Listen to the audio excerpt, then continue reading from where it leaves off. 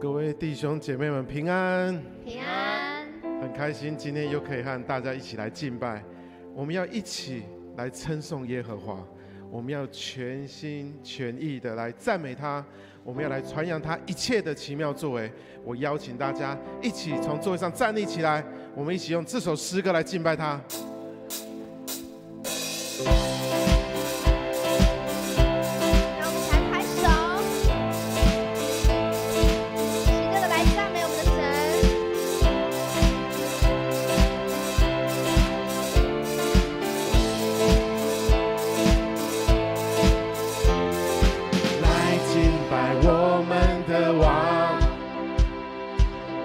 屈膝在他脚前，他行奇妙作为，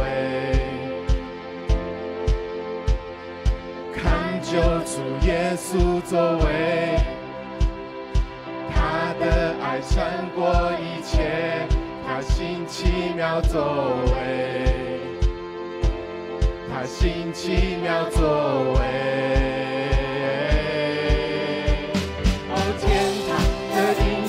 你战胜死亡的律法，那努力将锁链断开我身，你行奇妙作为，在自由中欢呼，我们被欢喜，因耶稣我救主，我高举你名我神，你行奇妙作为。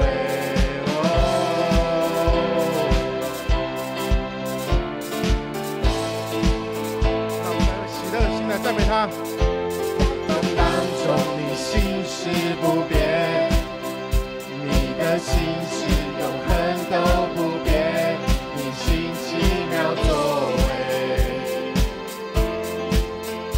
我知道你会再次成就应许你每个承诺，你行奇妙作为，行奇妙作为，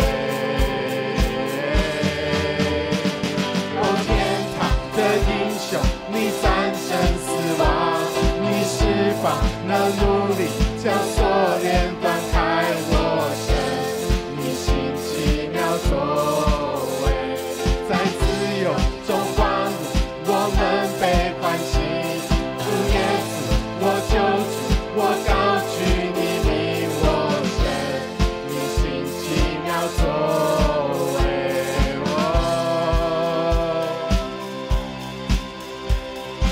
哈利路亚，你超乎一切，哈利路亚，你永不动摇，哈利路亚，你行奇妙作为，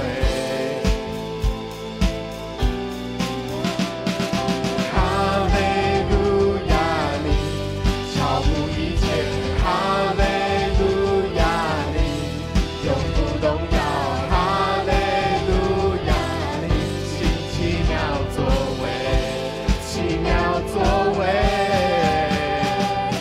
天堂的英雄，你战胜死亡，你释放那奴隶，将锁链断开我身，你行奇妙作为，在自由中欢呼，我们被欢喜，主耶稣我救主，我高举你名我神，你行奇妙作为，天堂的英雄，你战胜死亡，你释放那奴隶，将锁链断开我身。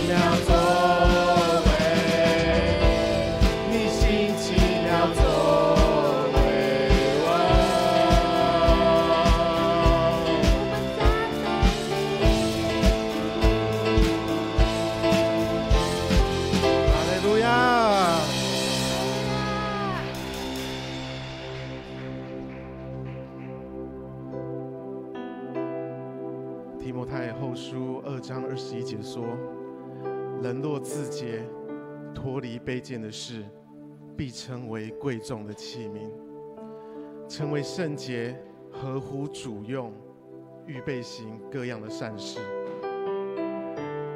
罗马书9章23节、24节又说：为了要把他丰盛的荣耀彰显在那蒙怜悯、早预备等荣耀的器皿上，这器皿也就是我们蒙上帝所呼召的。各位弟兄姐妹，我们一起用这首诗歌，我们一起再来敬拜他。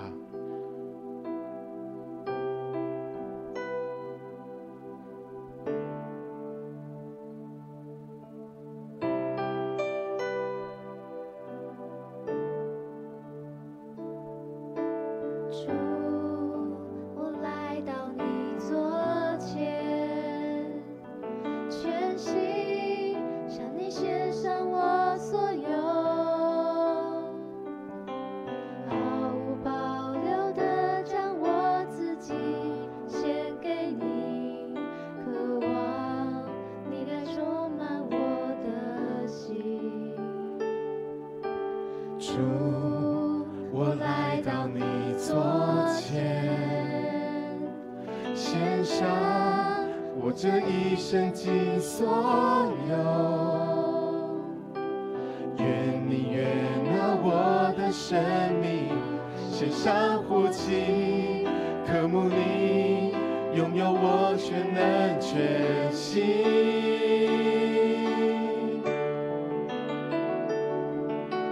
求你来使用我，让我用我生命敬拜你，荣耀你，成为你的器皿。我愿这一生都为你歌唱到永远，荣耀你，直到看见你的名被高举。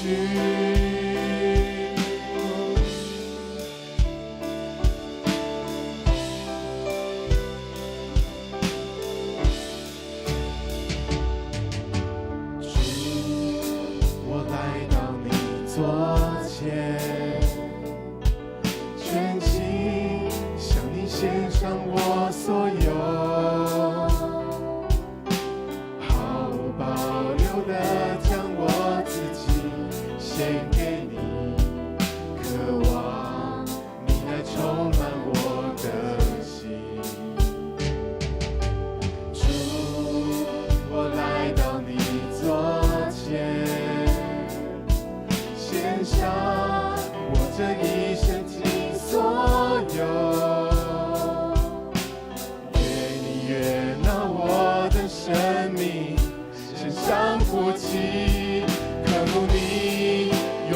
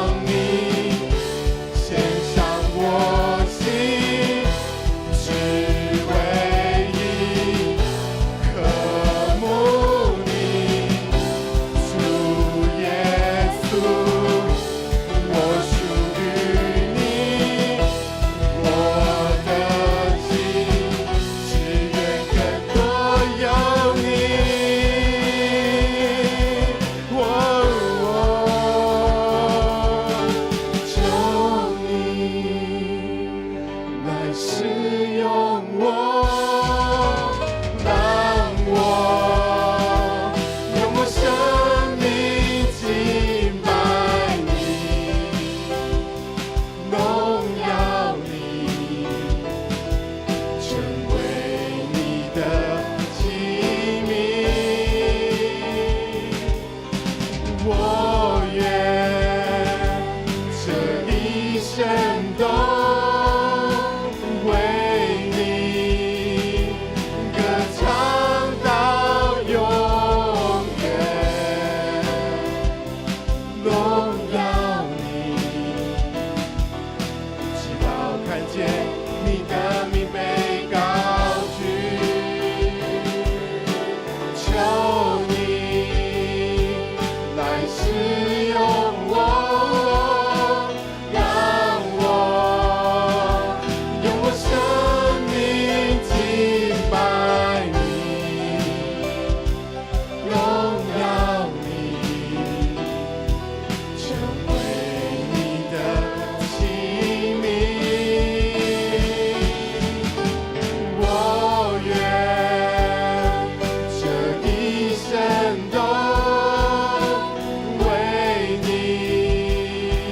歌唱到永远，荣耀你，直到看见你的名被高举，献上自己成为你的器皿，献上自己成为你的器皿。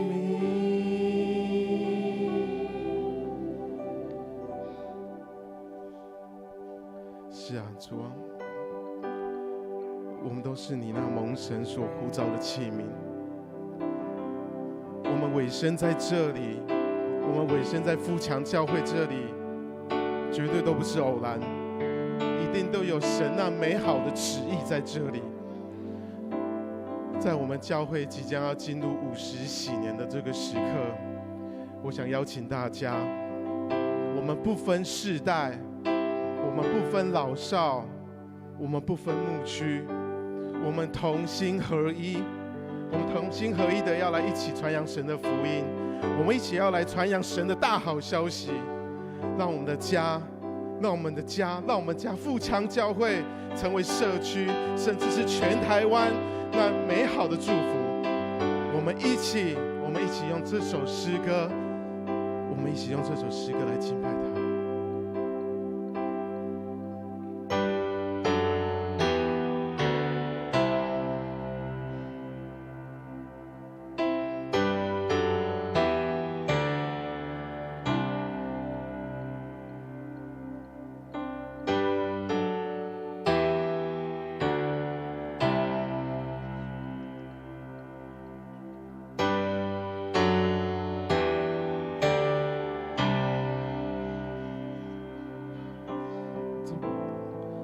走过生命风浪，居住在你的家，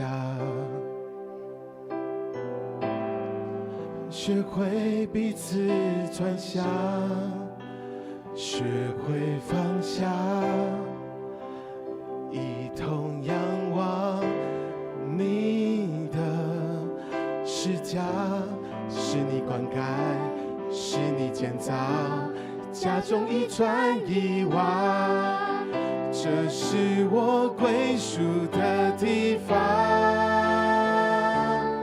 我虽微小，你却伟大，有你在家就没有人还需要惧怕，是你的爱让家伟大，你荣耀发出光芒，唯有你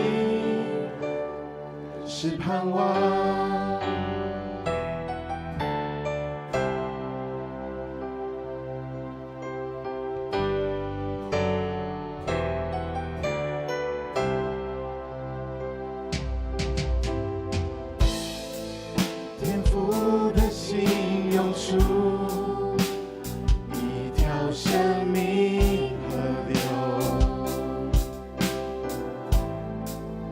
医治破碎心灵，使我苏醒，兴起我们照亮。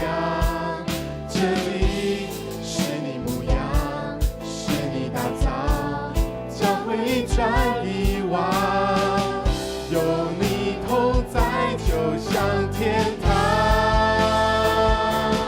我虽微小，你却伟大。无论旅程再困难，因你我能刚强。是你的爱让家伟大，世代同心建造我和你。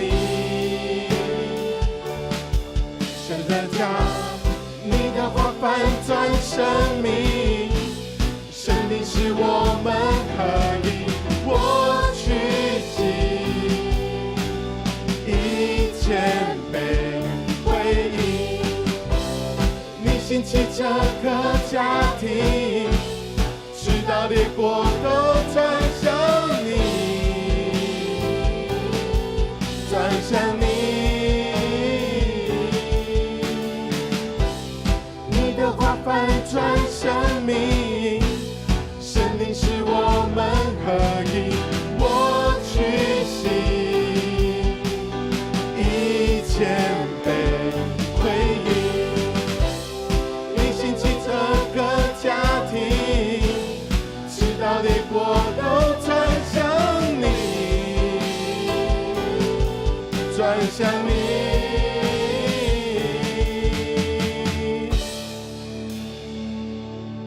我虽微小，你却伟大。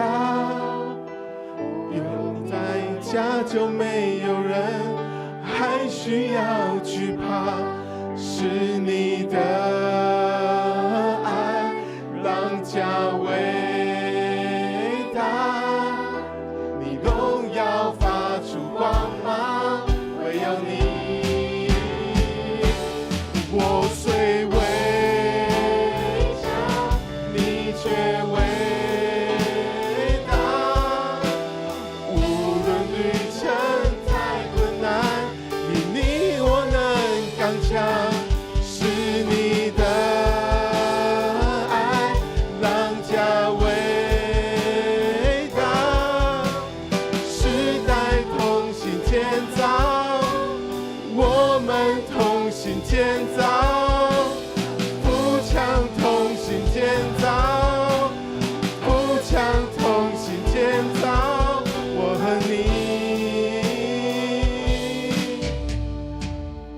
神的家。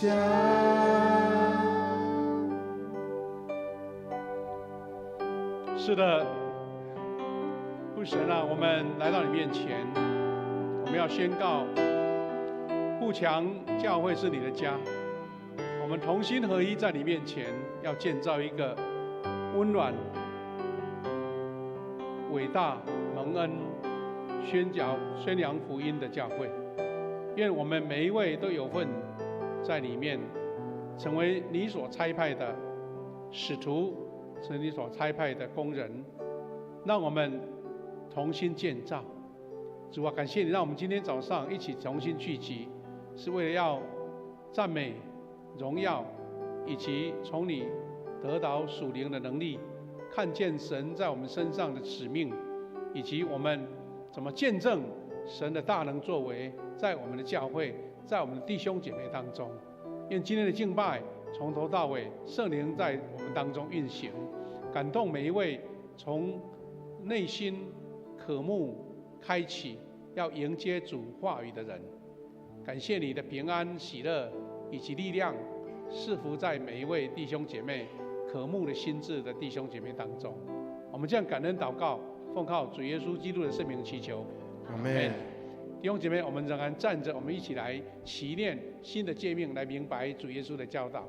一起来，你要尽心、尽性、尽力爱主你的上帝，这是诫命中的第一，且是最大的。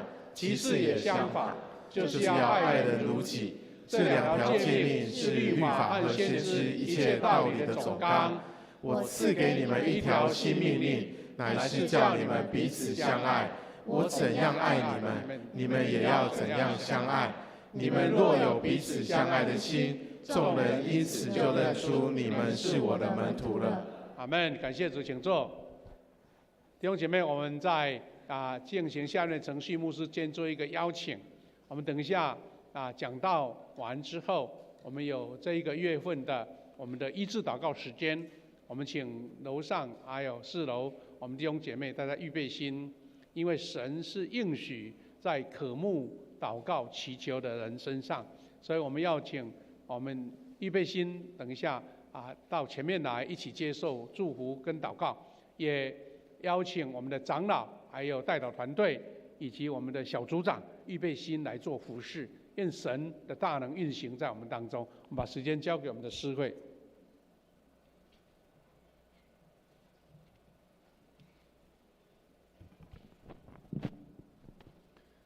圣经诗篇91章9到12节，我们一起来读。因为你以上主为避难所，以至高者为居所，灾害不会袭击你，祸患不会挨近你的家。上帝要差派天使看顾你，无论往哪里去都保护你。他们要用手托住你，使你的脚不至于在石头上碰伤。第二个经节，雅各书1章2到4节，我们一起念：弟兄姐妹们，你们遭遇各种试炼，应该认为是可庆幸的事，因为知道你们的信心经过了考验，就会产生忍耐。你们要忍耐到底，才能达到十全十美，没有任何缺欠。献诗请底波拉小组，今天要献唱的诗是你的爱不离不弃。献诗完请夏牧师证道。今天要分享的主题是信心试验与得胜。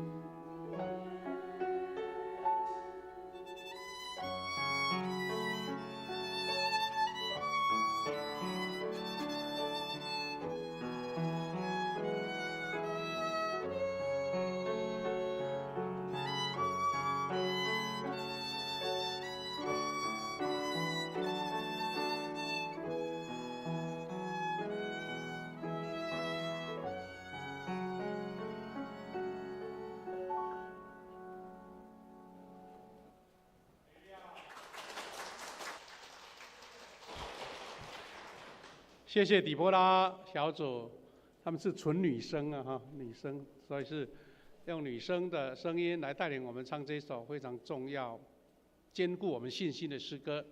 愿神透过这首诗歌再一次来装备我们的信心。我们在分享主话语之前，先来做祷告。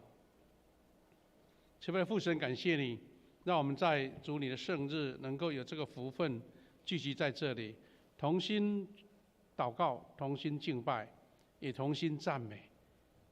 特别是透过你的话语，要寻得神给我们的指示、启示跟建造。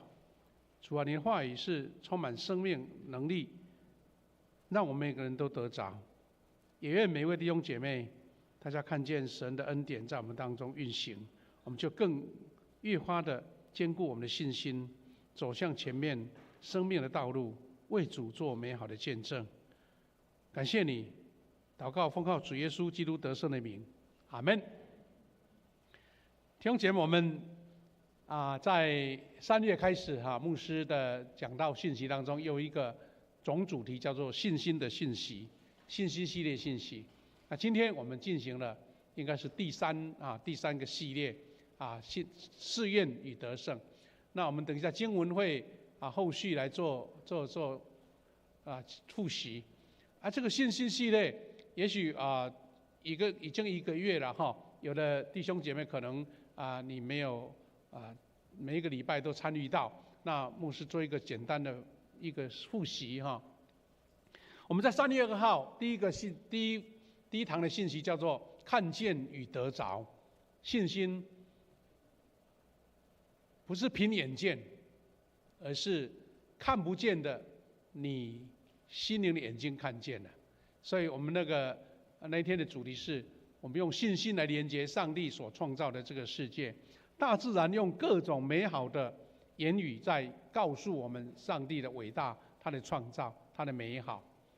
然后我们的主题是用信心来遇见灵魂的救主，我们的耶稣基督。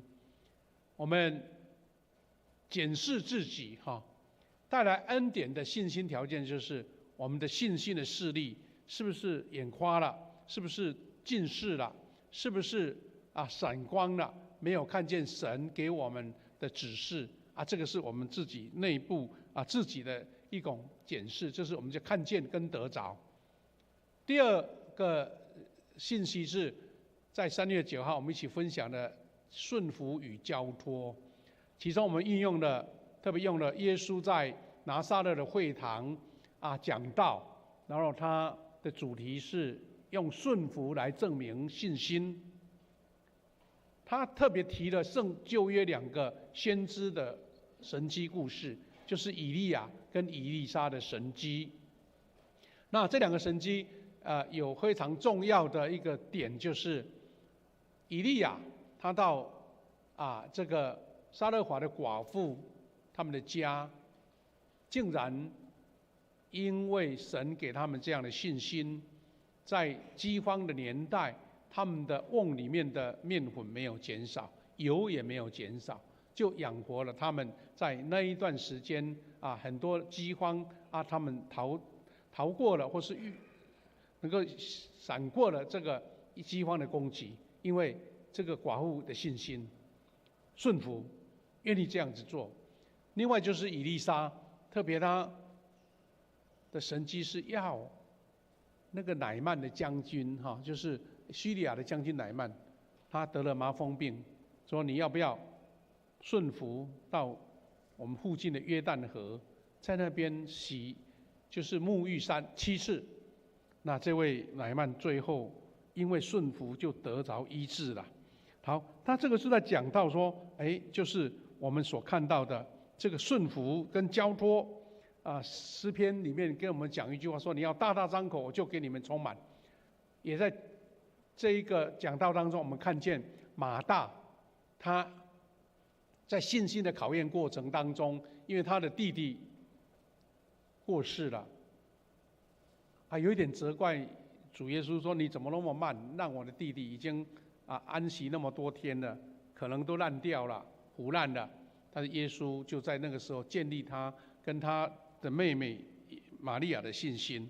那这个是有关信托跟这个顺服跟交托。那我们一起学习到说，信心、顺服加上交托，是我们信仰当中一个很重要的因素，因为这个完全是不可预测的。那如果没有靠信心来建造，你就会发现说，你可能半途而废，你可能信心软弱就离开了，得不到那个从信心得来的奖赏。那今天我们要学习的课题是试验跟得胜。基督徒的信心会遇到试炼，遇到考验，我们要从那边得到胜利。那信心有测试，好像无法避免，因为信心本来就是一个还没有完成的你的表达，但是它又考验能不能胜过，就是我们基督徒最大的一个课题。我想在座很多的人都还经历过学生时代哈，我们在座也有老师啦，也有还在学校的学生啦。我们在求学时期哈，学生最怕考试。我不知道有没有哪一位是考试天王哈？每一次要考试，他就很高兴、很快乐，说又来了，让我表现的机会来了。不过有没有这种人啊？那是万中选一吧。大部分都想说最好不要考试哈。那台湾是一个升学这个很竞争的这个社会啦，那考试就逃不了。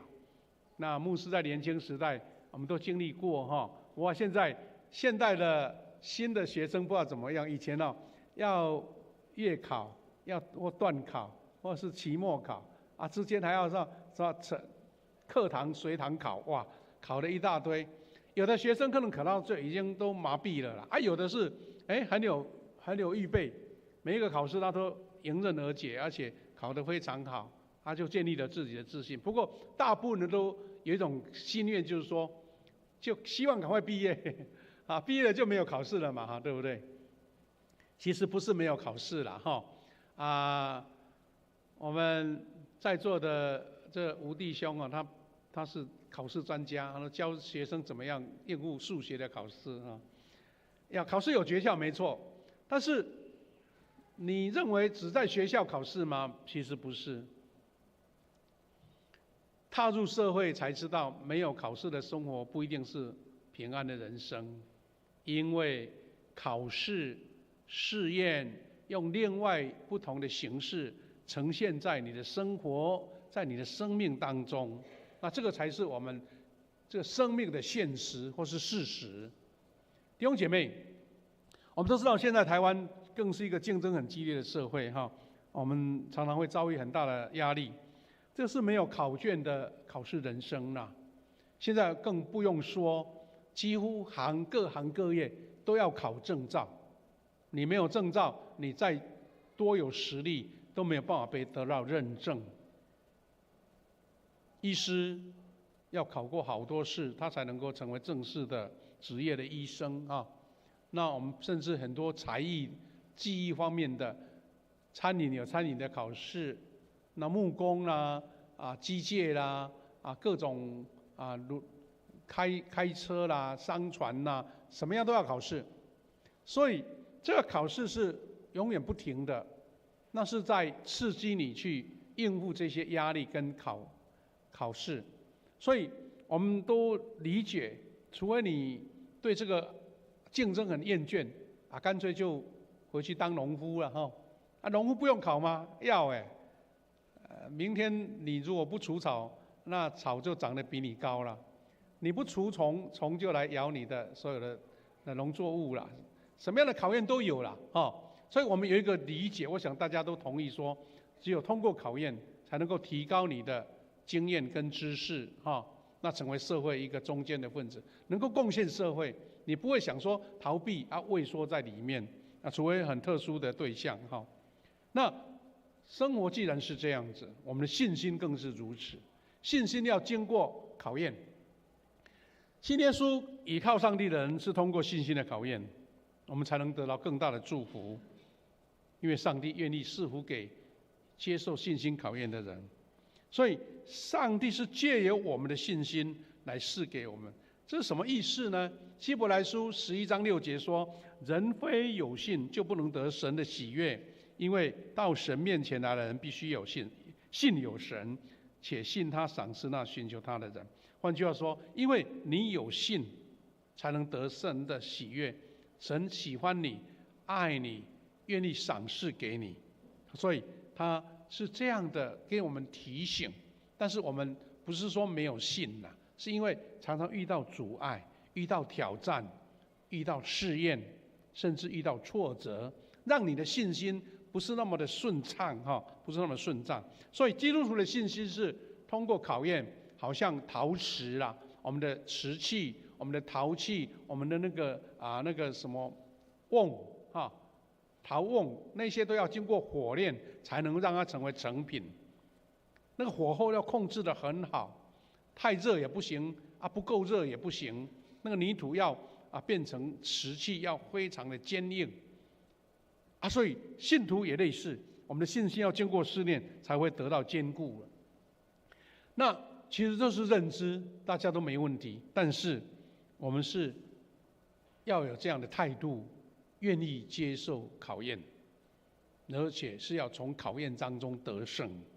希伯来书11章1节，我们很熟悉的经文说：“信就是所望之事的实底，是未见之事的确据。”这句话也算是我们3、4个系列，下个礼拜我们要再讲义人被因信得生的这个主题。那等于就是用希伯来书1章成为我们的主题经文，因为信是所望之事的实底，更是未见之事的确据。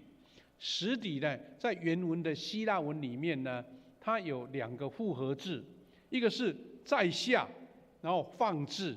换句话说，有一个架子，很坚固，然后你放什么容器啦，放什么物品都能够很稳固的架在上面所以有座跟架在底下托住。所以这个实底的意思是，好像根基很稳就对了。我们家里面很多的摆设你要小心，不要让那个架子太软或是不稳定，然后上面放的很贵重的物品就会摔破了，会摔坏了。我们的橱柜里面有放很多瓷器的架子，架子要很稳固牧师家常常碰到，有时候那个地震来哇，那个最想要注意，赶快去那个橱柜，然后把它按住不然摇一摇那些收藏的那些杯子啦、盘子啦，怕会摔坏。我们在高雄曾经碰过一次，就是有一次我们永康这边不是大地震吗？我们在高雄也震的很多瓷器都摔坏了。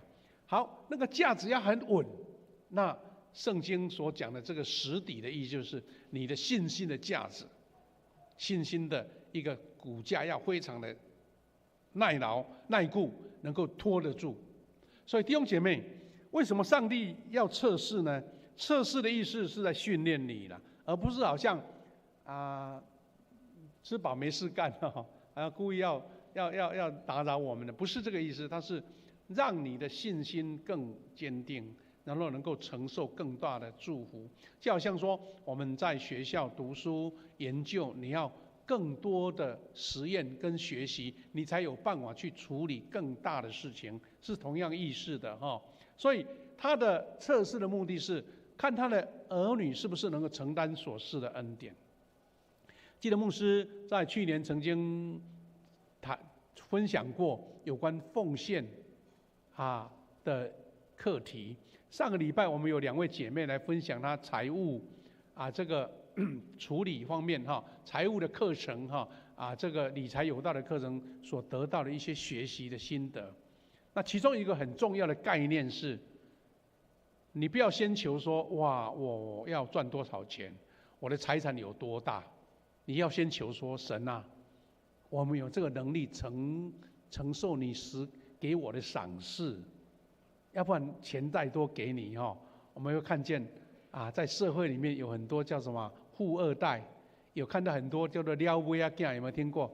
钱在他家里很多哦，但是他不会管理啊，到最后不止身败名裂，就有点像那个浪子回头那个老二一样，他要了很多钱，但是他不会管理。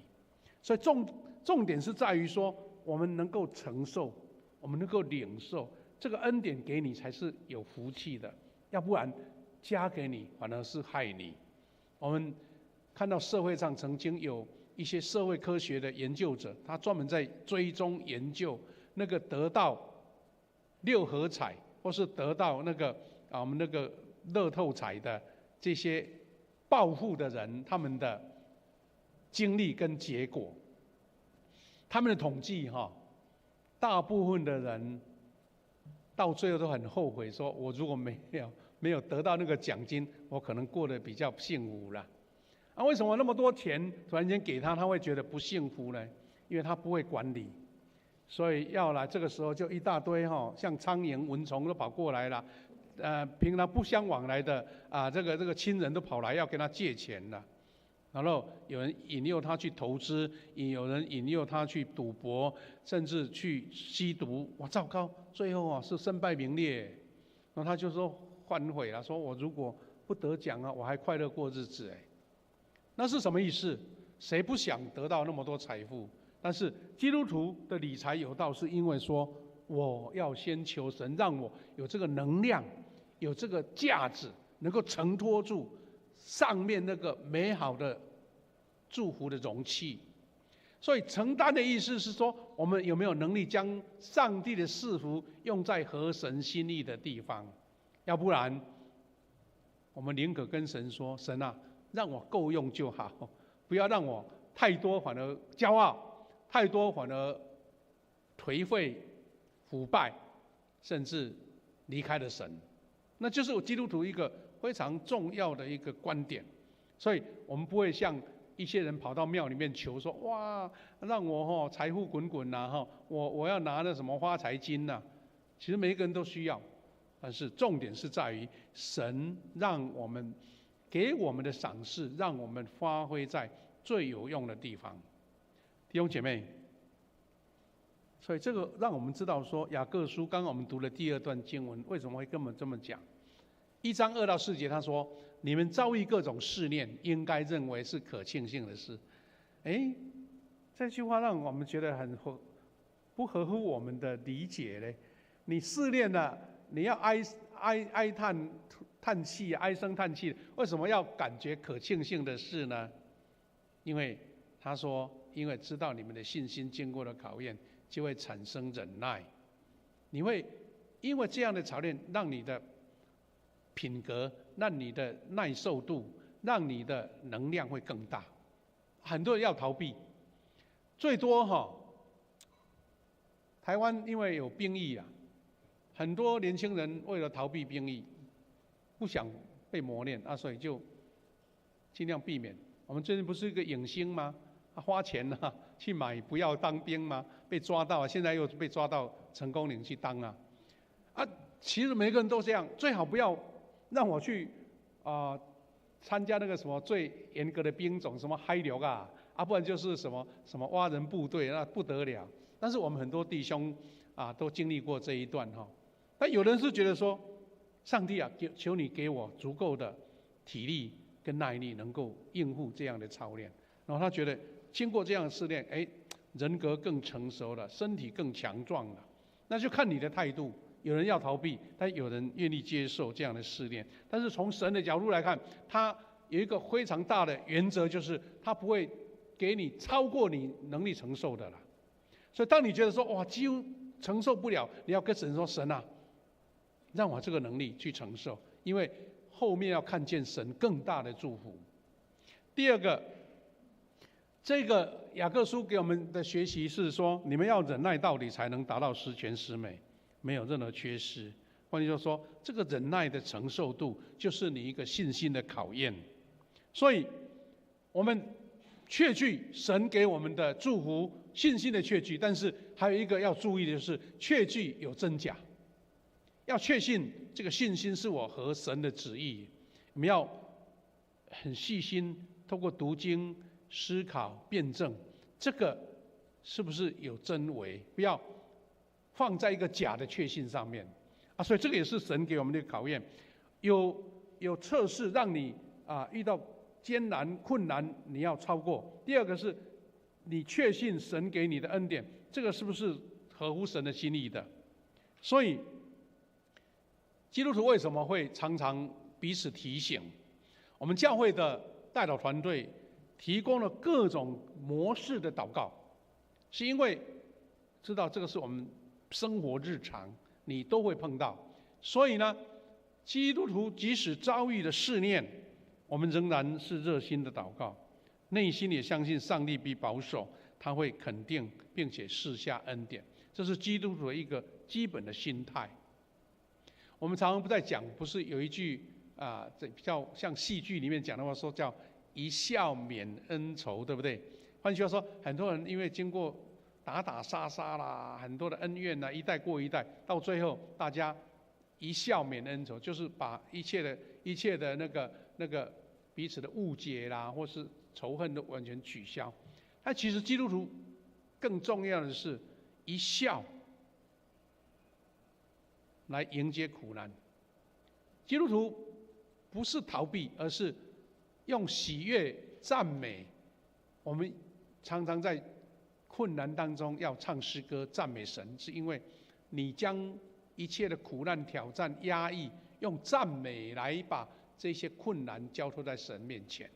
就像保罗跟希拉他们在监狱里面就仍然唱歌，他不是踢笑啦，他不是吃错药了，是因为他知道这种困难已经不是人能解决的困难，是我用赞美这种仰望交托在神面前。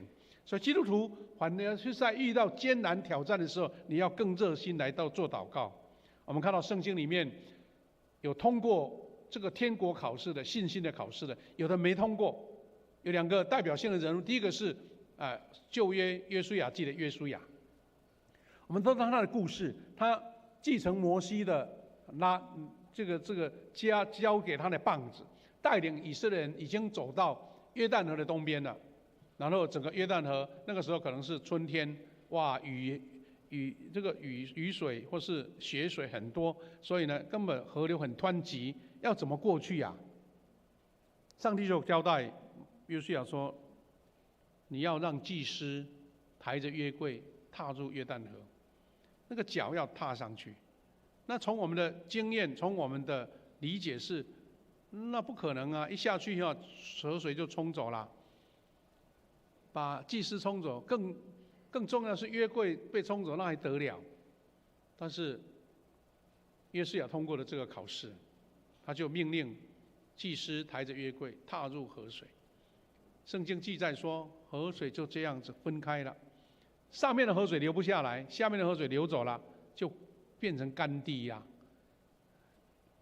祭司抬着约柜走过这个约旦河，然后他们不是在约旦河里面捡了12块石头吗？12石就是这样来的啊。然后在对岸来建了一个祭坛来感谢神。约书亚还经历了这些神迹，是因为他们要攻打一个非常城墙非常坚固的耶利哥城，里面的防守的人耶利哥人也非常的强盛，他们知道不能硬碰硬，不能鸡蛋打石头，所以上帝告诉他们说，你们就在那边安静祷告，然后一天绕城一次，最后一天再全部绕完，一共13次这样子。这个也是微乎常理的嘛，因为不是我们一般打仗的一个合理的经验嘛。但是约书亚就安心的按照这样子做，到最后一次大喊的时候，耶利哥城就倒塌了。这个是通过天国考试的人。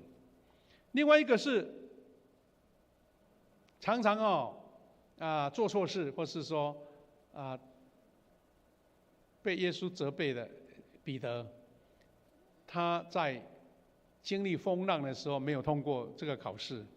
这个信心的考试虽然是一时的失败了，但是我们知道圣经记载耶稣说，天国的钥匙让彼得那个承受，所以天主教的教宗第一任教宗就是彼得他们所承认的教宗到现在现在这个教宗一系列的就是彼得当成他们的最先的一个教坊。那彼得那个时候，我们这个礼拜我们孙宝莲牧师给我们上课上第5章第6章，刚好讲到耶稣给5000人吃饱这个故事。这故事之后呢，有记载说，门徒呢他们搭船，然后越过这个加利利海，要到伯赛大去了。那在这个过程当中，因为突然间天空这个海面那个加利利海大风浪大作，然后门徒们就很惊慌，因为很危险。我就在黑暗当中看见耶稣走在水面上。那时候，这个吓得不得了。这个彼得真厉害，他还会讲说：“主啊，如果是你让我走过去。”你看那个时候还会跟耶稣看起来是在考验他的信心。但是真的前面是很好哦。他说：“如果是你，让我从水面走到你那里去。”真的走了，但是一走，发现黑暗，水很深都是四面都是水。他突然间就信心软弱，就沉下去了。还有耶稣赶紧把他的手拉起来才得救。彼得没有通过这个考验，因为他起先的信心一踏上这个湖水的时候就失去了，所以就下沉了。因为他内心的恐惧替代了这个信心。我们不是责怪彼得啦，我们人常常会这样。起先开始信心很坚固，突然间遇到困难、遇到危险，就惧怕，信心就失去了。这些都是我们生命中常常碰到的，我们学习的一个重要的故事重要的学习。另外一个是我们的考验是试探，特别当我们离开了神，我们跟神的距离遥远的时候，你会遇见试探，因为这个试探会在你不晓得、不知不觉当中临到。所以基督徒要通过生命的考验，不只是由上帝来的试验，有时候上帝给我们叫试炼，但其实魔鬼会给我们试探，而且他要用尽各种办法，就是要让你落单，让你孤单，让你软弱，然后他就吞吃你了。我们会喜欢看那个动物的影片野生动物的影片现在的技术拍得更好，可以拍得很近，包括捕捉猎物那个画面看起来就像你在旁边一样那非洲的草原上有各种动物群聚那很多猎食的动物它不吃草，它就要吃肉的，要吃这些这个被攻击的猎物所以呢，在这个草原上有这样的一个大自然的法则啦。狮子啦、猎狗啦、花豹，它想要猎取这个食物的时候，他们会看有没有妈妈带孩子的。幼兽啦，它跟母兽一离开，它就落单的时候，是最好攻击的时候，因为那个还没有长成熟的，用羚羊啦、鹿啦。或是我们所谓的看到那些斑马那些，因为它还没有长大足够强盛，脚不够力，所以跑不动，所以狮子啦这些花豹就会抓这一个小猎物，然后很容易抓到。但是它有一个办法，就是驱离，让孩子离开母亲，然后就可以很快就把它猎取了，而且那个小羚羊那些幼小的动物，那个肉更好吃那个花豹、鹿、那个狮子很容易把它吃掉。这个是在大自然的野生动物的常态那你知道吗？魔鬼也这样，魔鬼他会先引诱我们离开上帝，离开主，然后才攻击我们。所以基督徒你要常常想说，我好像在草原的小花鹿，或是小羚羊。当我离开神、离开耶稣，他就会攻击我们。所以基督徒常常，我们教会刚刚讲这个代祷团队安排了各种祷告的模式，让你持续跟神保持密切的关系。我们有读经370天的读经，弟兄姐妹，因为魔鬼用什么来让我们趋离跟神的关系呢？他是用世界的诱惑、世界的享乐来诱惑我们离开主。所以他只要看到我们跟耶稣之间有一点点间隙，就会伺机攻击我们，偷窃、杀害、毁坏我们的生命。魔鬼就像草原上的猎狗、狮子、花豹。弟兄姐妹，所以当我们每一个人都在人生的状态当中，有可能你会遇到自己、家庭，或是你的事业，甚至你的健康的风浪。这时候我们当然是很难过嘛，甚至很消极。在痛苦难耐的时候，我们先有一个观念，就是你要先查看是不是我跟神的关系离开了。这是基督徒检验自己的方法。当然很多人会寻求各种方式解决嘛，一些在社会的人他们就会去算命，对不对？然后去什么技改去找那些邪术来帮助他。但基督徒是你要先看见说这个风浪是因何而起的，是你的疏忽，或是因为你离开了神。所以意思是说，我们基督徒在遇到这样的艰难考验的时候，我们先查验自己是否跟神的中间有距离。因为我们确信，若主跟我们同在，我们不会遇到如此的风浪。就算遇到风浪，就像彼得一样，走在水面上行走。神要保守我们能够得胜。基督徒不要像在草原上落单的小羚羊。只要我们跟耶稣同行，魔鬼就无法搅扰我们，内心就保有真正的平安。这是基督徒一个非常重要的一个自我保护，或是能得神能力的一个重要的点。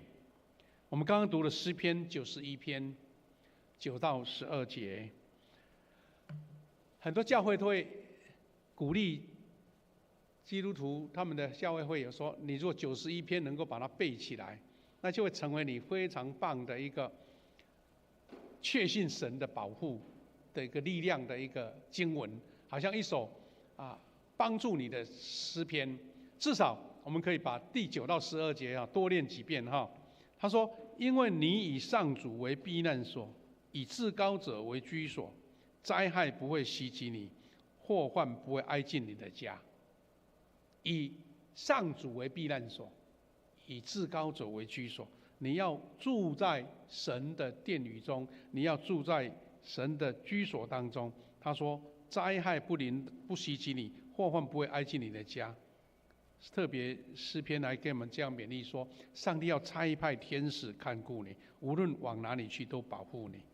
他们要用右手托住你。你注意是他们，什么意思？天使是一群天使，不是一个简单的天使，一群，他们要用手托住你，使你的脚不至于在石头上碰伤。所以基督徒是因为有这样的确信，苦难来了，你也碰到，我也碰到，但是差异是在于说，我觉得我有能力胜过这个考验，因为我确信神会帮助我。那就是态度差别很大。这是为什么保罗、希拉他们会唱诗歌，那些被关的人在那边唉声叹气，就差在这里。即使遇到苦难，他都认为神能够让他得胜。所以诗篇91篇这段经文呢，说明主同在的人生，内心是充满平安跟满足。所以我们常常讲耶和华沙龙是我们翻译的文字啦，是shalom的意思希伯来人是从右读过来的shalom，它是意思是说成为你们的平安，因为主跟你们同在shalom。那我们常常用shalom这个字来唱诗歌，我们的圣诗里面也有很多这种诗歌是用shalom来做唱诗歌所以弟兄姐妹，第二个点是，我们要常常审视我们跟神、跟主耶稣的距离有没有拉远了。主会与我们同在，让我们得生命，并且得了更丰盛。重点是你不离开耶稣。弟兄姐妹，昨天我们有很多弟兄姐妹，大家很热诚来支持、来配合。我们教会昨天晚上举办第一次的一个周六礼拜除了基甸提摩太他们带领敬拜的同工基本人员以外，我们很多长老、执事弟兄姐妹都踊跃参加昨天晚上的礼拜。那我们的瑞平牧师呢，是主题的讲解，就是有关耶稣的故事昨天的主题叫寻找耶稣。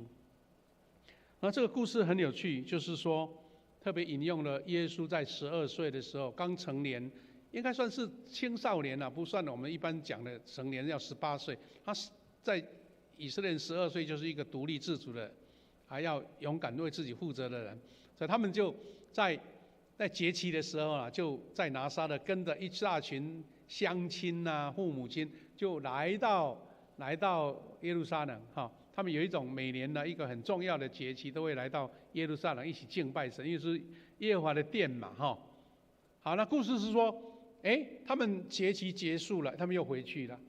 这个行程有点类似最近又在热闹了，对不对？我们在西部不是常有什么妈祖绕境吗？一大群人跟着跑跟着走沿途都有吃的什么的。但是当时的加利利拿撒勒，很多人来到圣殿敬拜，人群一大堆，所以他们要回去的时候，父母亲也没有在意说这个孩子已经长大，他自己能够走，他以为他跟在人群要回家嘞。根据那个圣经的地理研究拿撒勒到耶路撒冷要多远？120公里。120公里我们台南到高雄大概是60公里，所以等于1倍。所以要走3-4天骑马，然后现在开车总是要几个小时就对了。那问题是在于说，瑞平牧师讲的这个故事讲到说，耶稣的父母亲以为耶稣就跟他们一起走，到了过几天才发现说奇怪，找不到人了，很慌张很紧张很焦虑赶快又跑回去圣殿去找。原来耶稣在圣殿里面跟这些老师这些这个教师一起在谈论圣经。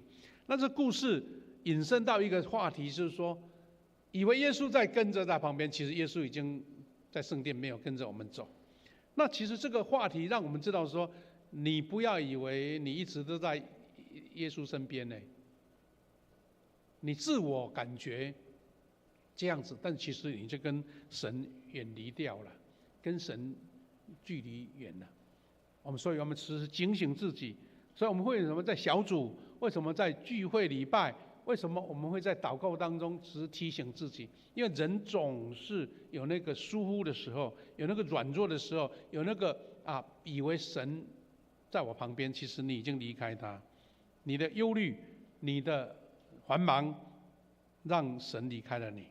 所以最后一个就是说，当我们遇到这些艰难的时候，你要学习要悔改，转回人的人生。天国考试就是这样子。很多人讲到悔改、认罪，都有一点自我防卫的感觉，说：哇，怎么会讲到我是悔改我要认罪我好像一个罪大恶极的人。千万不要有这种想法。就像耶稣的父母发现耶稣不在了，转个头回去就对了嘛，懂意思吗？就是你发现你的路错了，转过来就对了，这个叫悔改。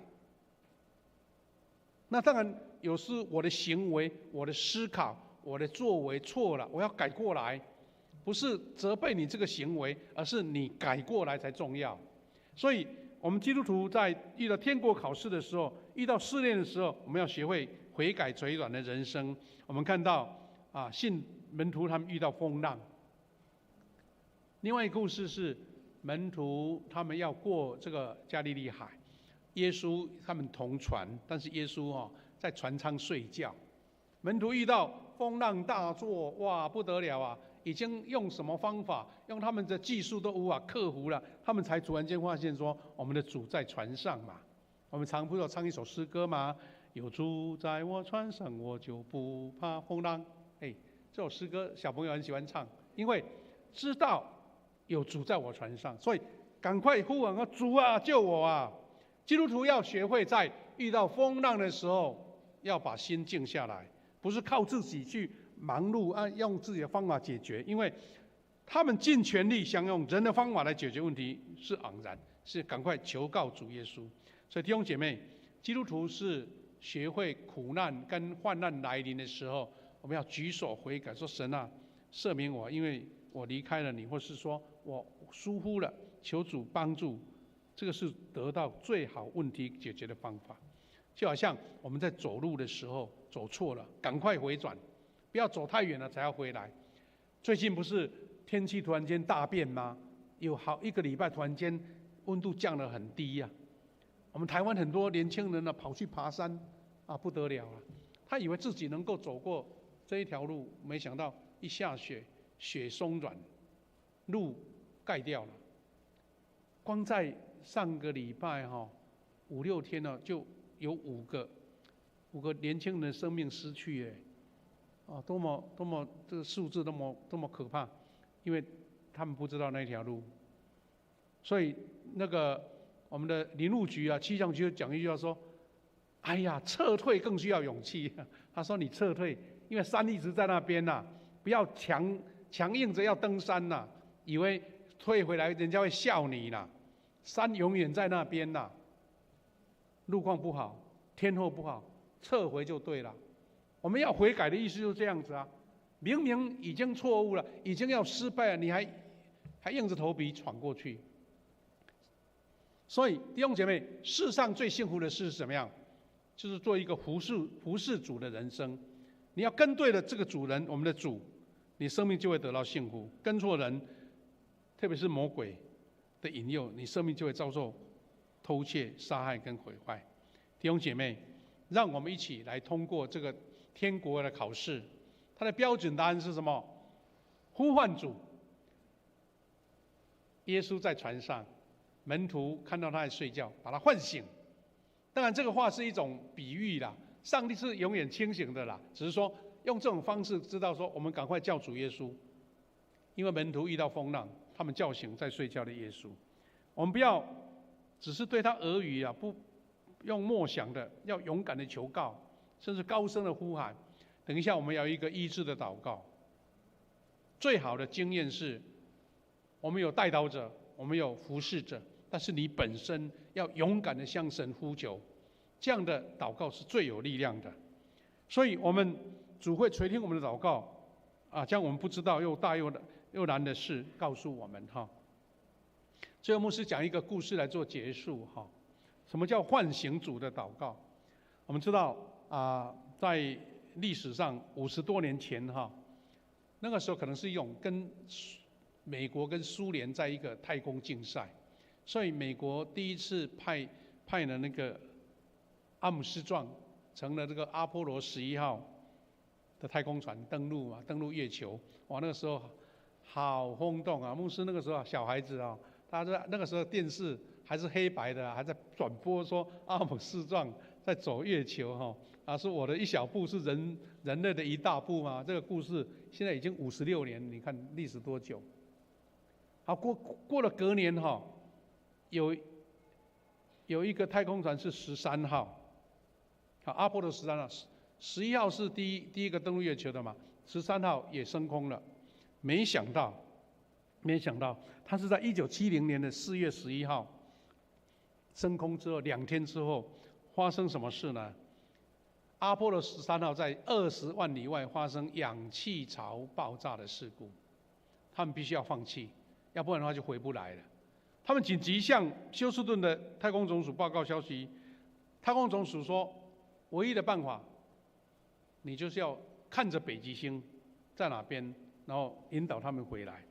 那个时候那个故事是说，当时他们这个休斯顿太空中心很多基督徒就宣告说：各位基督徒，我们一起同心向神呼求，因为这些太空人已经没有办法靠着人的能力，唯一的能力能够救活，要神的带领。虽然那个太空舱还能够运行，但是已经失去了很多的那种动力一般的技术了。他们在经过祷告的时候，经过呼求，竟然这艘阿波罗13号平安的降落在太平洋。那这个就是非常轰动的阿波罗13号的故事那这个是他们那个太空船这是当时的3个太空人。后来这个故事被拍成很出名的电影，叫《阿波罗13号》这个出名的影星都是他们当时的演员。弟兄姐妹，这个唤醒神的帮助就是大家同心的祷告。其实同样类似的故事就在前几个礼拜发生。在 NASA 的太空人有2位一个是威莫，一个是威廉斯，一个是男生，一个女生。他们9个月前搭着星际飞机号到国际太空站，本来要待8天做各样的测试，没想到又发生意外了。他们竟然停留在太空9个月，在那个太空站。那怎么办呢？回不来怎么办？还好最后是马斯克他们那个公司SpaceX 的太空梭把他们载回来。他就在半个月前3月18号，就在这个月的18号，他们平安的回到地球。那这个也是个非常惊险的故事。不是这个故事当中有彩蛋，彩蛋是什么呢？这意想不到的境遇，这个太空人威莫说，是耶稣拯救了他们。你知道，在太空9个月无动力的状态，你的肌肉没有办法施力，对不对？而且在失重的状态，身体会受很多影响连走路都没办法走都要重新复健，很像婴儿一样。然后他这样子见证说：我感谢这一路的经历都源于我的信仰，创造神和救世主耶稣基督息息相关。他为人类得到荣耀生命制定计划和目的。他的见证是这个意义重大的心意，深深引导我的生活。无论经历结果如何，我都因着耶稣基督的满足，深信这一点。这故事提到说，是他们在太空舱的一个照片这个是那个女的太空人。那弟兄姐妹，这位太空人他做见证说，他在太空9个月，他每个礼拜参加他们在德州他们的浸信会的教会参加礼拜，在太空参加礼拜，还是这样的坚持他的信心。而且因为那个通讯设备没有损坏他还去关心他们教会一些老弟兄老姐妹，还关心他们，因为他是教会的长老不得了。你看在那种危险好像不知道怎么回来之下，他还是心存平安，因为知道神会带领他们回来。那这是非常棒的重要的见证的故事弟兄姐妹，我们一起勇敢面对试验，因为神不知道用什么试验给我们，甚至魔鬼还用不同的方法在考验我们。但是请记得，信心有属灵上的程度，信心的考试是信心程度的试金石。比如说一个试金石，让你更大的能量去承受神的祝福，就像那个架子一样。上帝所应许的信心考验，很像我们平常要补充维他命，属灵生命的维他命就是信心，让你一直在那边测试，让你一边成长。弟兄姐妹，我们大老团队运用各种不同的祷告方式，用不同的读经，以及我们的灵修、我们的聚会，期待每一个弟兄姐妹，你都能在你的信心程度上，因为考验而更成熟，而更成长。我们的大老团队要出版第2本的这个见证集我们期待你把你的见证写下来，把它登在我们的这个纪念集里面，成为你一个属灵生命的一个阶梯哈，一个阶梯。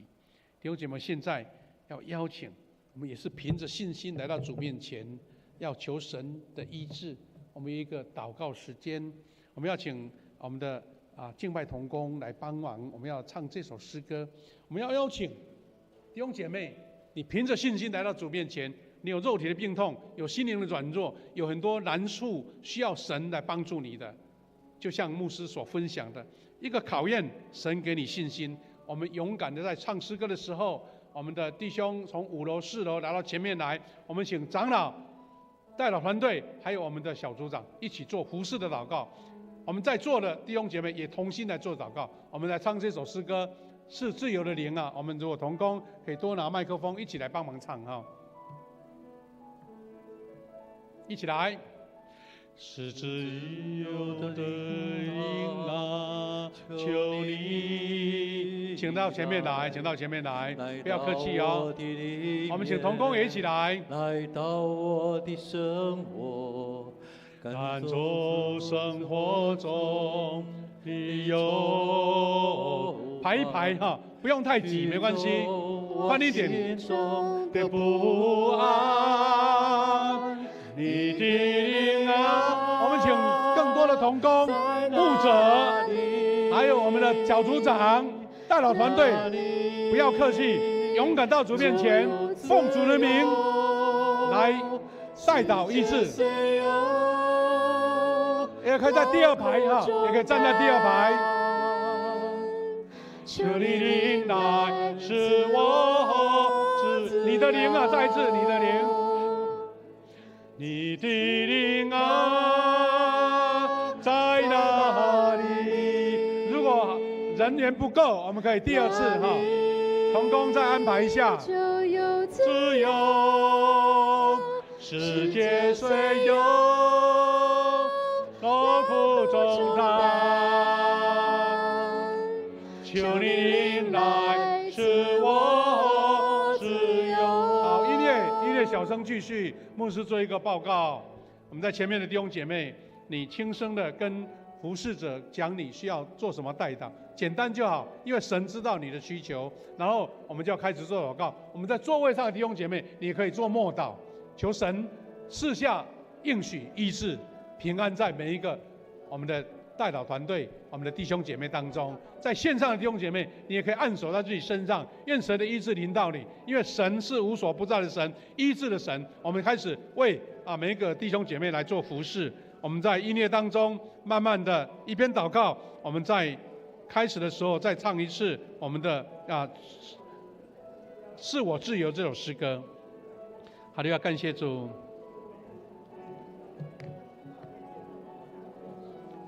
同工，我们可以继续，可以再唱一首，轻轻的唱这首诗歌。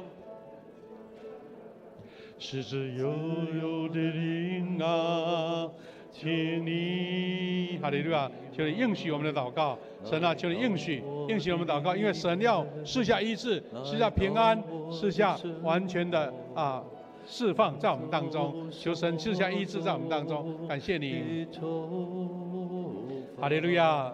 求神赐下医治，赐下平安，赐下完全的释放，感谢你。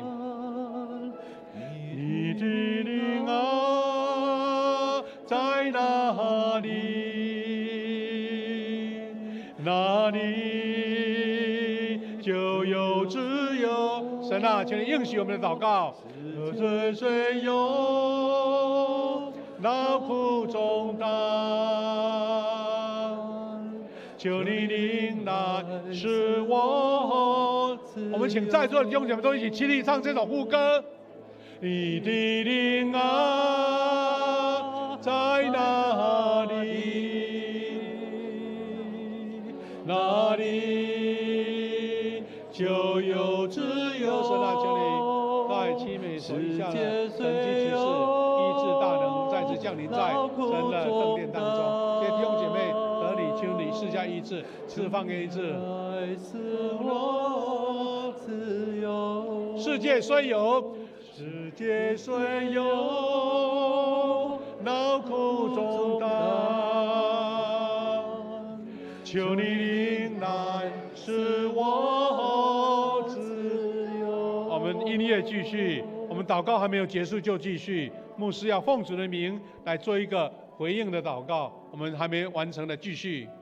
亲爱的父神，我们为在讲台前面的这些弟兄姐妹祷告，因为他们遇到肉体的病痛，遇到软弱，甚至遇到心灵的难处，甚至遇到人生许多的挑战。主啊，你知道他们的需要，我们奉你名来祝福，因为每一个在你面前的呼求的祷告，神必垂听。就像门徒唤醒了主耶稣，主啊，我们用祷告求神赐下你的医治平安，在每一位弟兄姐妹身上。我们在座的弟兄姐妹，我们在线上的弟兄姐妹，我们也一起领受到神所赐下平安跟医治。主，你应许我们，主耶稣为我们受苦，我们就必得平安；主耶稣受鞭伤，我们就必得医治。是的，我们一直寻求，一直寻求，因为知道你的旨意，你的应许临到的时候，我们就要看见超过我们所求所想，你的医治跟平安在我们当中。我们也为周报当中有报告，很多位弟兄姐妹，有的在静养中，有的在治疗中，有的还在医院里面接受治疗，有的是在癌细胞攻击需要做各样的治疗的时候，神啊，我们将他们交在你的手上，恳求你赐下你的平安跟医治，透过医生的医药，透过医护的照顾，得到完全的在健康跟康复。神啊，我们也在这个时候特别为远在南亚的缅甸遇到重大的8.2的地震，很多死伤在那个地区，很多的房子倒塌，很多的人还困在建筑物当中，需要来施救。神啊，我们求神怜悯，让国际各样的救难队，他们能够有很好的效率，能够帮助这个苦难的国家赶快得到救治，以及很多的灾难能够得到神的恩典，能够早日的克服。神啊，我们求你的平安也跟泰国、缅甸这个地区的民众同在。我们求你的平安也赐给我们在座每一位弟兄姐妹，因为我们确信有主同在，就像主耶稣在船上，我们就得真正的平安。感谢赞美主，祷告奉靠主耶稣基督得胜的名，阿们。我们拍手感谢主，谢谢。我们请回座，我们请回座。神医治临到我们，请坐，请坐。我们要来奉献，请执事来预备。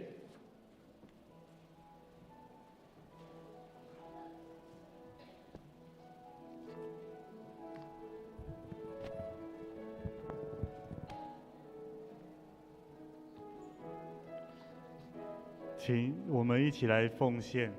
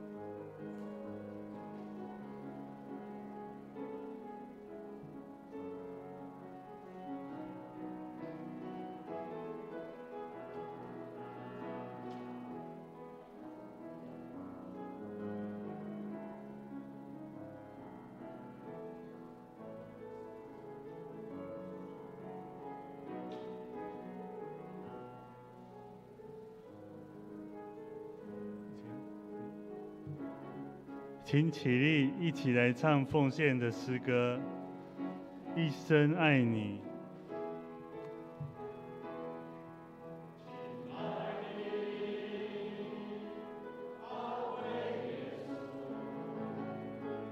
你爱何等的甘甜，我的心深深被你吸引。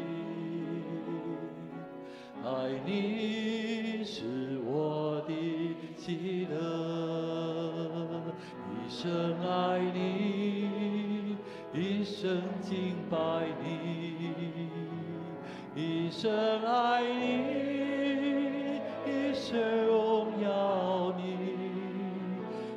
生奉献，一生不回头，一生爱你，跟随你。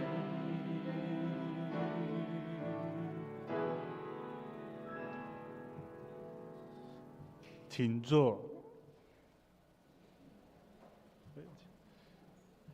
报告前，请我们先翻开本月金句，请大家翻开周报的最后一页，我们一起来念。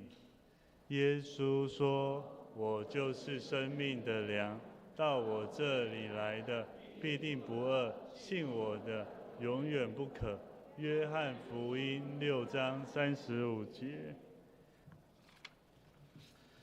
报告，请翻开周报第2页。主日敬拜服事同工，请我们自己看。上周、本周各项聚会，牧区小组出席，请我们自己看。肢体交通第1项，本会定4月20复活节主日举行圣餐兼洗礼式，欢迎要受洗者踊跃报名。第2项，代祷团队推动耶稣受难前40天禁食祷告，邀请会友加入禁食祷告的行列。第3，代祷团消息，敬邀兄姐参加基督受难礼拜，聚会时间4月18礼拜五晚上8点到10点，地点敬拜中心4楼，请兄姐预备心参加。第4，总会定6月15日假凤山体育馆举行宣教160周年纪念感恩礼拜。第5，本会近期重要事工预告，请我们自己看。第6项，本会昨日起新增试办周6礼拜第3堂，欢迎兄姐一同参加。请翻开第5页，第5页肢体交通，我们自己看。第6页，请我们自己看。第7页，奉献如有问题，请找财务室。以上报告，请牧师补充报告。好，弟兄姐妹，我们请同工再回到那个原来的投影片哈。牧师先做一个补充了哈，在周报里面啊，谢谢诗会，我们给每一个人做基本的报告。不过要提醒一点，就是说啊，我们啊主日啊复活节主日我们要举行洗礼式哈。那目前已经收到10位大人跟小孩的洗礼的报名。那我们现在预测时间就是我们最后2个礼拜有2个礼拜的一个学道班的课程啊，如果你要报名还可以，就是这个礼拜内啊来补报名哈，都还来得及。因为如果过了已经上完课，你再来上课啊，牧师要安排另外时间来陪你上课了哈。如果能够在啊小组啊同工啊，我们有慕道也要受洗的，要坚信你的，要信仰告白的，儿童洗礼的，请在4月6号以前，在1个礼拜的弹性时间，请大家来把资料哈填好，来报名，我们才能够联络你来上课哈。好，那刚刚有提到那个总会要在6月15号在凤山体育馆举行社教160周年啊，我们在南部的这些中会啊都受邀哈，有那个人员哈去报名参加。那我们台南中会要动员800个啦哈。那我们教会想说，小会就按了2辆游览车的名额，那其中1辆已经被松联订去了。松联说他们那天团队要去高雄参加礼拜，那另外还有1队，就是1辆车40个名额哈。我们就是开放小组啦，弟兄姐妹个别报名，我们就请如果要报名，赶快跟我们的办公室登记。40名额满了，好。游览车满了嘛，但是如果你还要参加，只好自己开车去了，也可以报名，但是要开车，而且要名单哦哈，因为他们总会要求我们的报名的名单哈所以请登记你的名单哈，最好有加上电话要联络你，要集合会比较方便。虽然还有2个多月了，但是总会说希望能够赶快4月13号就要截止了所以我们有兴趣参加凤山体育馆的联合礼拜，大概有应该是好几千人的礼拜哈，很盛大的礼拜，欢迎大家来报名。另外，刚刚我提到说，我们昨天举行了第一次的等于是试办一个礼拜六的礼拜。那这个就是为了要让很多可能礼拜天时间有不允许的，可以来礼拜六做礼拜。第二个是让我们青年人有一个非常重要的一个服事的机会，让他们操练敬拜啦，各方面的服事所以如果你下个月月底，如果你时间可以来参加礼拜六的礼拜有时间礼拜天不能来的，可以参加这个礼拜六礼拜。那另外就是有几个补充报告了就是我们读经背金句的奖励，上个礼拜已经颁发，但是有的因为好多的名额，所以有的还没领到礼物的奖励的。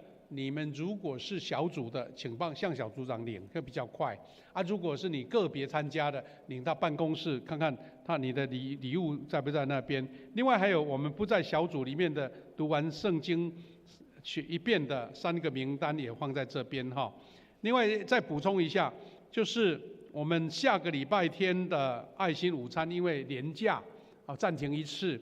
那同样我们的礼拜4、礼拜5，就是3号跟4号就应该是4号跟5号吧，对不起写错了，礼拜4、礼拜5就对了2天是连假，我们办公室就暂停了也提醒我们的各单位就要报资料要在礼拜3以前寄来因为礼拜3就要印周报了4跟5就休假嘛所以这个礼拜要很赶礼拜3就要完成周报了请大家配合一下所以我们楼下有那个读经手册，还有我们的记表请有空可以去领可以去拿这样子希望大家能够很顺利。我们刚刚那个我心仰望十架，就是我们在4月18号要举行的这一个我们的受难日的礼拜我们的有圣餐那一天我们期待参加礼拜5聚会的祷告会的，还有平常比较没有机会参加都能够来，因为这个是很特殊的一个受难节特别礼拜这个是40天祷告，我们希望大家踊跃在参加有填表格我们特别提到说，你如果有进食困难的需要，因为有要除药啦，有的是有体质上问题的，你可以参加祷告，但是没有进食都没关系但是如果能正常的话，有进食再祷告，那是最好的一个方式那我们的加拉太书还有财经班有继续，欢迎大家继续来参加好，我们这个报告就补充到这边。今天我们还有爱心午餐下个礼拜没有所以我们礼拜结束，欢迎大家来参加，谢谢。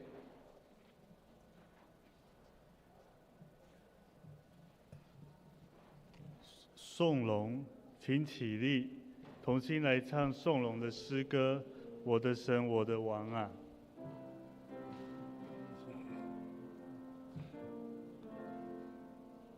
我的神，我的王啊，我要尊崇你的名，我要永远称颂你，我要天天称颂你。请牧师祝祷。我们一起来领受从神来的赐福。愿主耶稣基督的恩典、上帝的慈爱、圣灵的保守、扶持、引导相通，与每一位弟兄姐妹同在，从今时直到永远。阿们。阿们。阿们。阿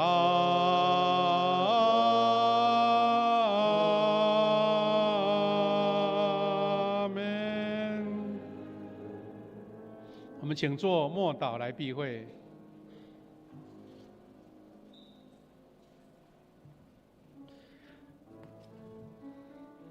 第二堂礼拜结束，请各位兄姐互相请安。